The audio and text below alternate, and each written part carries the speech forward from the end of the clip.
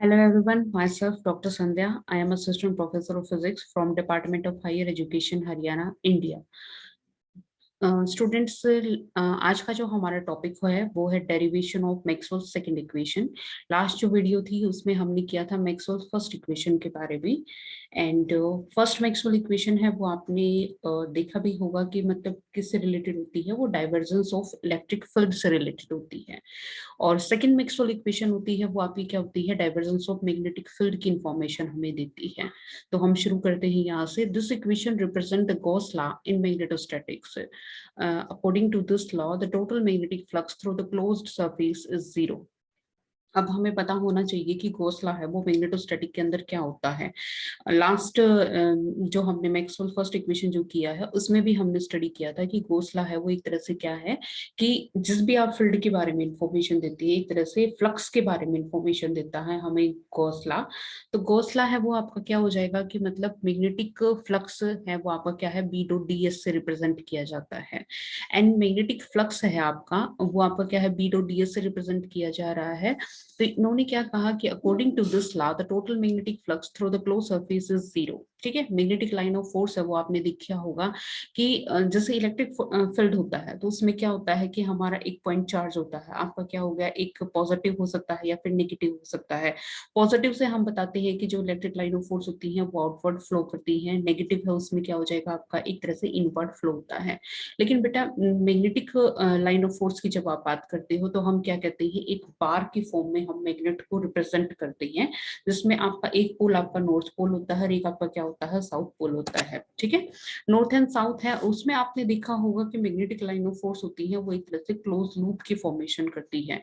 And जो अगर हम मैग्नेटिक फ्लक्स के बारे में बात कर रहे हैं तो मैग्नेटिक फ्लक्स एक तरह से क्या होता है कि नंबर ऑफ फील्ड लाइंस है, वो किसी एरिया में से कितनी नंबर ऑफ फील्ड लाइंस है पास कर रही है, वो हमें क्या होता है मैग्नेटिक फ्लक्स की इंफॉर्मेशन देता है। ठीक है, तो अगर हम मैग्नेटिक फील्ड के बारे में बात कर रही हैं तो हम क्या कहेंगे कि वो जो क्लोज लूप की फॉर्मेशन हो रही है तो एक एंड है वो हमारा एक तरह से सोर्स का काम कर रहा है, दूसरा एंड है वो हमारा क्या कर रहा है, सिंक का काम कर रहा है। ठीक है, सोर्स क्या होता है जिसमें से जो नंबर ऑफ फील्ड लाइंस है वो एग्जिट करती है, और सिंक क्या होता है जहां पे वो क्या करती है, एक तरह से स्टॉप करती है, एक तरह से खत्म होती है जहां पे। ठीक है, तो हम अगर हम ओवरऑल मैग्नेट की बात कर रहे हैं तो हम क्या कहेंगे कि मतलब नंबर ऑफ फील्ड लाइन जितनी उसमें से एंटर कर रही है उतनी ही उसमें से क्या कर रही है, एग्जिट कर रही है।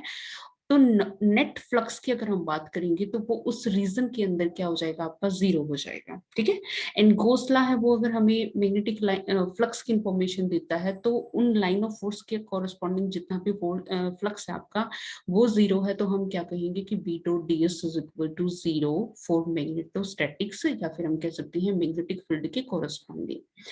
It signifies that no monopole exist in magnetic field. Monopole है वो एग्जिस्ट नहीं करता। जैसे आपका इलेक्ट्रिक फील्ड होता है तो आपका एक सिंगल पॉजिटिव चार्ज हो सकता है, सिंगल आपका नेगेटिव चार्ज हो सकता है, लेकिन हमने कहीं भी ये चीज नहीं सुनी कि भाई आपका जो नॉर्थ पोल है वो एक सिंगल है या फिर आपका साउथ पोल है वो एक सिंगल है। हम जब मैग्नेटिक लाइन ऑफ फोर्स की रिप्रेजेंटेशन देते हैं या जो मैग्नेटिक फील्ड जब आप बनाते हो तो आप सिंपल उसमें आपका नॉर्थ एंड साउथ दोनों का कॉम्बिनेशन आप साथ लेके चलते हो। Magnetic line of force form closed loop, hence no field lines entering in the closed number of field lines entering in the closed loop will be equal to the number of field lines coming out from the surface. ठीक है, यही बात है कि मतलब जितनी number of field lines है वो एक रीजन में से आपकी एंटर कर रही हैं उतनी ही दूसरे में से क्या करेंगे, एक तरह से एग्जिट करेंगी। ठीक है, तो फ्लक्स की अगर हम नेट फ्लक्स की बात कर रही है उस क्लोज रीजन के अंदर वो आपका क्या हो जाएगा, एक तरह से जीरो हो जाएगा। अब आप क्या कहोगे कि B dot D S is equal to zero, हमें फ्लक्स की इंफॉर्मेशन कौन दे रहा है, बी डो डी एस, और वो किसके इक्वल है, जीरो है। क्यों जीरो है, तो आप रीजन दोगे क्योंकि आपका जो फ्लक्स है मैग्नेटिक फील्ड के कोरस्पॉन्डिंग वो आपका क्या है, जीरो है। ठीक है, फ्लक्स जीरो है तो आपका क्या होगा, B dot D S is equal to zero हो गया, और ये अपनी क्या होगी, इक्वेशन नंबर फर्स्ट। ठीक है, उसके बाद हम क्या करेंगे, according to the Gauss divergence theorem we can write, लेकिन हम क्या होता है कि गॉस डाइवर्जेंस थ्योरम के अकॉर्डिंग आपका जो मतलब सरफेस इंटीग्रल है उसको हम कन्वर्ट कर सकते हैं किसके अंदर, आपका जो वॉल्यूम इंटीग्रल है उसके अंदर। ठीक है, with the help of divergence. तो आप क्या लिखोगे, अपने पास जो वेक्टर है वो क्या है आपका बी है, ठीक है। सरफेस एरिया है वो क्या होगा आपका एस हो गया, या फिर डीएस ले रही है हम यहाँ पे। उसके बाद फिर आप क्या करोगे, बी डॉट डीएस है वो आपका क्या हो जाएगा, हम कन्वर्ट करके इसको लिख सकते हैं, डाइवर्जेंस यूज करोगे आप डेल डॉट बी और साथ में क्या हो गया आपका डी, ठीक है। आप यहाँ बता सकते हो एस है वो यहाँ पे क्या हो गया सरफेस एरिया है, वी है वो यहाँ पे क्या होगी वॉल्यूम होगी। उसके बाद फिर आपने क्या करना है कि इक्वेशन फर्स्ट हमें कहती है कि B two D is equal to zero, क्योंकि नेट फ्लक्स है वो मैग्नेटिक लाइन ऑफ फोर्स के कोरस्पॉन्डिंग क्या है जीरो है। लेकिन बी टू डी एस है उसको हम लिख सकते हैं mathematically with the help of Gauss divergence theorem. आपका क्या होगा del dot B into DV, ये हमारा क्या होगा इक्वेशन नंबर सेकेंड। अब हम क्या कह सकते हैं कि इक्वेशन फर्स्ट और इक्वेशन सेकेंड इन दोनों को हम क्या कर सकते हैं कंपेयर कर सकते हैं। अब आप इन दोनों को कंपेयर करोगे बेटा तो राइट हैंड साइड है वो दोनों की क्या हो जाएगी आपकी, हम उन दोनों को इक्वेट करेंगे क्योंकि लेफ्ट हैंड साइड है वो ऑलरेडी इक्वल है ही। आप कंपेयर करोगे तो कंपेयर करने के बाद हम लिख सकते हैं कि del dot B into D V is equal to zero, ठीक है। अब आपका क्या हो जाएगा, दो पॉसिबिलिटी है, या तो डाइवर्जेंस ऑफ बी है वो अपना जीरो होगा, या फिर जो वॉल्यूम हम कंसिडर करके चल रही है वो जीरो होगा, ठीक है।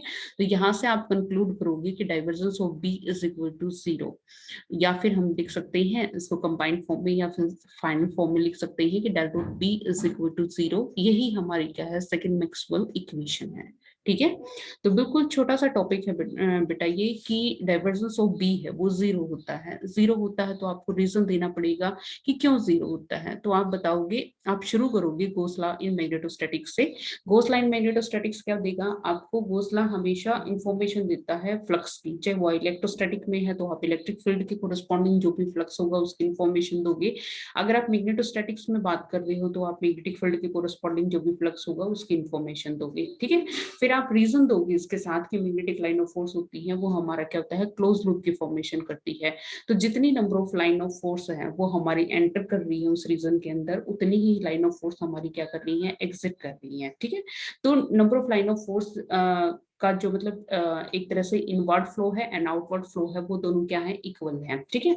इक्वल है तो हम क्या कहेंगे कि उस रीजन के लिए उस क्लोज सरफेस के लिए या फिर जो हम मैग्नेटिक फील्ड की बात कर रही है वहां पे अपना क्या हो जाएगा नेट फ्लक्स है वो आपका क्या हो जाएगा जीरो हो जाएगा, ठीक है। नेट फ्लक्स जीरो हो गया तो हम यहाँ से फ्लक्स की इंफॉर्मेशन हमें कौन दे रहा है बी डॉट डी एस दे रहा है, तो हम लिखेंगे B dot D S will be equal to zero.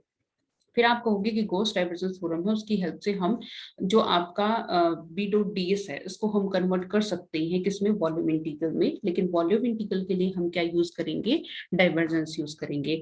तो हम बी डॉट डी एस को क्या लिख सकते हैं del dot B into D V. अब हम इक्वेशन जो फर्स्ट है एंड इक्वेशन जो सेकंड है उन दोनों को कंपेयर करेंगे एंड कंपेयर करके हम यहाँ पे समराइज करेंगे कि जो मतलब डाइवर्जेंस ऑफ बी है वो आपका क्या होता है जीरो होता है, ठीक है। इसमें एक और चीज मैं ऐड करना चाहूंगी, जैसे आपने फर्स्ट जो चैप्टर है उसमें ये पढ़ा था कि solenoidal nature of solenoidal nature के बारे में पढ़ा था, ठीक है। कोई भी वेक्टर फील्ड है, ठीक है, आप उसको कहोगे कि वो सोलेनोइडल की प्रॉपर्टी है वो रखता है कि नहीं रखता है, ठीक है। मतलब क्या हुआ कि नेट फ्लक्स है वो उसके अंदर क्या हो जाएगा एक तरह से जीरो होगा, ठीक है। तो उसके लिए कंडीशन क्या होती है बेटा कि मतलब divergence of that vector should be equal to zero. अब हमारे पास यहाँ जो वेक्टर है वो क्या है बी है, और कंडीशन अपने पास क्या है कि del dot B is equal to zero. यही हमारी क्या होती है सोलेनोइडल की कंडीशन होती है, जो कि इलेक्ट्रिक फील्ड फॉलो नहीं करता लेकिन मैग्नेटिक फील्ड है वो फॉलो करता है। तो वो आप उस फॉर्म में भी अगर कोई न्यूमेरिकल पोर्शन आपका आता है इस टाइप से कि मैग्नेटिक फील्ड फॉलो करता है कि नहीं करता, और अगर करता है तो किस तरह से करता है, तो वो आप इस तरह से रिप्रेजेंट उसको कर सकते हो, ठीक है। कि बी डॉट डी एस है वो मैग्नेटिक फील्ड के कोरस्पॉन्डिंग क्या होता है जीरो होता है, and B dot D S को जीरो है उसको आप लेके चलोगे तो आगे आप उसको ड्राइव करके फाइनलाइज करोगे कि del dot B is equal to zero, और यही आपकी क्या है सेकंड मैक्सवेल इक्वेशन है। आई होप आपको समझ में आया होगा कि सेकंड मैक्सवेल इक्वेशन है वो क्या है, एंड इट्स सिंपल सा एक छोटा सा टॉपिक है बस आपका कि डेल डॉट बी है वो हमारा क्या होता है जीरो होता है। यही हमारी क्या है सेकंड मैक्सवेल इक्वेशन है। अगर आपको वीडियो अच्छी लगती है तो like share and subscribe my channel also. Thank you.